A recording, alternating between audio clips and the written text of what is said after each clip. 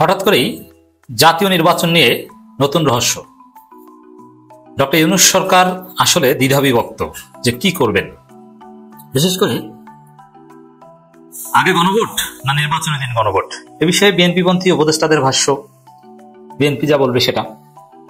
আর doctor Yunus সরকার বা doctor Yunus নিজে বা অন্যান্য উপদেষ্টারা তারা জনগণের আকাঙ্ক্ষা অনুযায়ী নির্বাচনের আগেই গণভোট চান। এখন জাতীয় নির্বাচন অনেকটা গণভোটের উপর নির্ভর করে।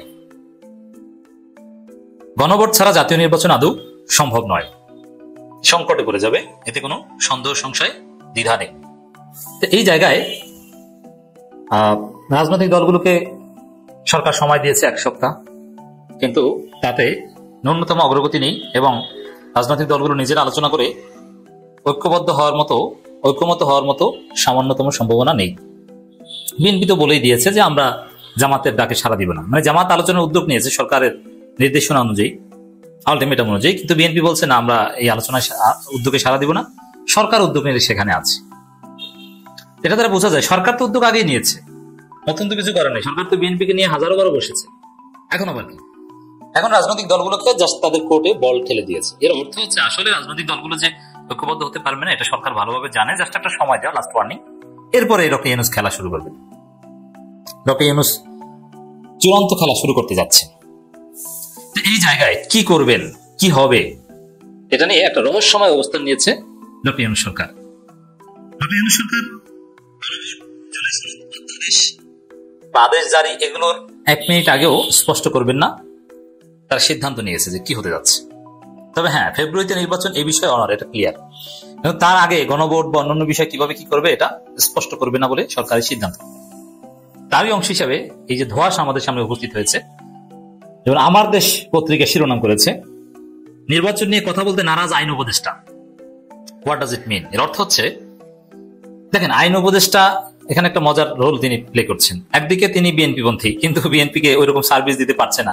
যেমন ছোট দলগুলো নিজস্ব প্রতীকে নির্বাচন করতে হবে, বড় দলের প্রতীকে নির্বাচন করতে পারবে না। এই যে আরপিওর যে বিধান সংশোধন হয়েছে, এটা বিএনপিকে আশ্বাস দিয়েছিল আসিফ নজরুল, না ঠিক আছে আমরা সংশোধন করে দিব বা দেখি আপনাদের জন্য কিছু করতে পারি কিনা, কিন্তু কিছুই করতে পারেনি।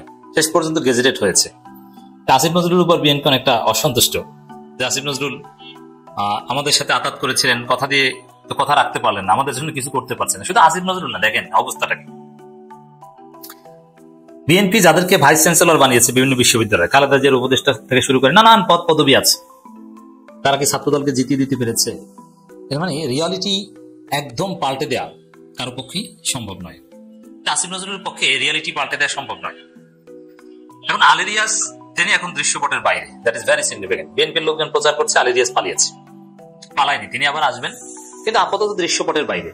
এজন্য সরকারের অনেক কথা, ঐকমত্য কমিশন অনেক কথা, আলী রিয়াজদের যেসব কথা, এগুলো আসিফ নজরুলের মাধ্যমে বলাচ্ছে এবং আসিফ নজরুল বিষয়টা আপাতত ডিল করছে। যেমন রাজনৈতিক দলগুলো কি বলছে আর সরকার কি সিদ্ধান্ত নেবে, এগুলো ডিলিংসে এখন ইউনূসের প্রতিনিধি ডক্টর আসিফ নজরুল, যার ফলে নির্বাচন নিয়ে ডক্টর আসিফ নজরুল কথা বলতে নারাজ। এই যে মানে এটা থেকে স্পষ্ট যে রহস্য আছে, ধোঁয়াশা আছে। তো আসলে একটা নির্দিষ্ট রোডম্যাপ অনুযায়ী সবকিছু হবে, বিষয়টা মোটেই এরকম নয়। ফেব্রুয়ারিতে নির্বাচন জাস্ট এই বিষয়টা স্পষ্ট করে, যেমন একদিন আগেও প্রেস সচিব বলেছেন ফেব্রুয়ারিতে নির্ধারিত সময় নির্বাচন পৃথিবীর কোনো শক্তি ঠেকাতে পারবে না, এবং এটা আসিফ নজরুল একাধিকবার বলেছেন। কিন্তু তারপরে নির্বাচন নিয়ে কথা বলতে নারাজ। কেন নারাজ? বরং এটা তো তার উচিত যে ক্যামেরা মাইক সামনে পেলে বারবার বলা যে এইটাইভাবে হবে, আপনার আশ্বস্ত করা জাতি। এটা সরকারের জন্য এখন ওয়াজিব, কারণ বাংলাদেশের জনগণ নির্বাচনের প্রতি যথেষ্ট অনগ্রহ রয়েছে। সেক্ষেত্রে নির্বাচনের বিষয়ে আগ্রহ সৃষ্টি করা বা যে নানান ধোঁয়াশা, অনিশ্চয়তা, এটা দূর করা, যে কোনো অনিশ্চয়তা নাই, কোনো ধোঁয়াশা নাই, সব ঠিকঠাক ভাবে এই সময় হবে, এটা নিশ্চিত করাই তো সরকারের কাজ।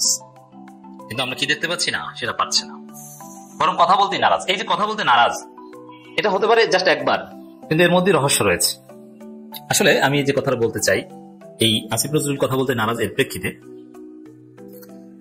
রাজনৈতিক দলগুলো যেহেতু একমত হতে পারছে না, ইউনূস সরকারকে সিদ্ধান্ত দিতে হবে নোট অফ ডিসেন্ট বিষয়ে, গণভোট বিষয়ে।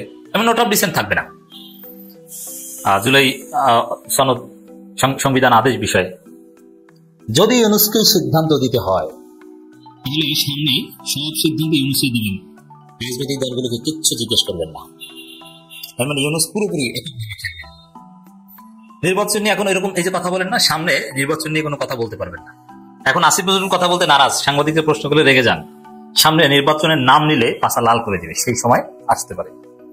কারণ বিএনপি যে অপকর্ম শুরু করেছে তাতে সরকার বাধ্য হবে কোন একটা অপারেশন চালাতে, বিশেষ সন্ত্রাস দমন অপারেশন গ্রিন হার্ট 2 এই টাইপের কিছু, মাদক নির্মূলে কিংবা